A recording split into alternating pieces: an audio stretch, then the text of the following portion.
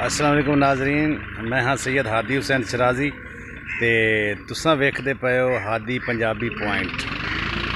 ते मैं तुहाडे नाल वादा कीता है, मैं तुहानू अच्छियां फसलां जिहड़ियां बिल्कुल साफ पानी नाल तैयार होंदियां ने, मैं अपने नाजरीन नू हमेशा उही फसलां विखावांगा।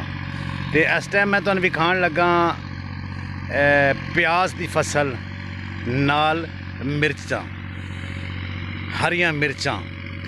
इस टाइम ए वेख लो नाजरीन, प्याज गंढा जिसनों असी गंढा भी पंजाबी चाहते हैं, प्याज वो इस टाइम बीजे हुआ है। वो खेलां जिमीदारां ने बनाइया ने और नाल इहदे विच मर्चां भी लाइया गई ने। ए वेख लो तुसी इस टाइम तकरीबन प्याज जिहड़ा है वो तकरीबन इहदे थल्ले छोटा छोटा बन चुकिया है। और इहदे नाल नाल जनाब मर्चां जिहड़ियां ने ना वो भी बीजियां गई ने। ते जिमीदारां दा आखण है बई इस तो बाद प्याज जिहड़ा है वो असी गंढा पट लैसां ते उस तो बाद असी मर्चां रह जाणगियां ते मर्चां तो बाद जाके असां इहदे विच ना कमांद ला देंगे। यानी कि 3 महीनों के विच 2-3 फसलां भी चुक लैणगे, 2 फसलां ते नाल इस ते बाद कमांद लग जाएगा।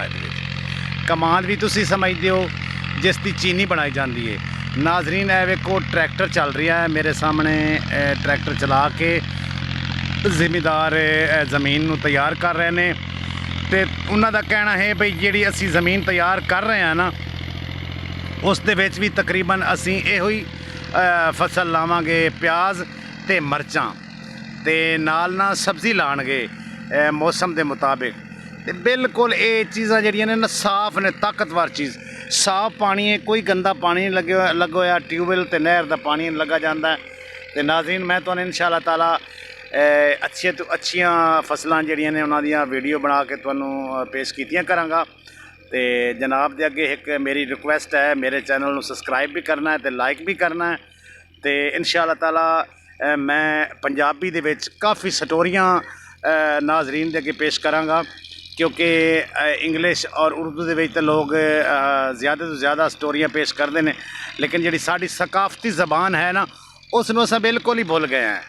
तो मेरा ये इरादा है तो मैं जिहड़ा चैनल बनाया है ना इस दे विच इंशाअल्लाह ताला मैं इहो ही चीज़ां चलावांगा, फसलां भी खावांगा, नाल अच्छी स्टोरियां भी नाजरीन दे अगे पेश कीतियां करांगा।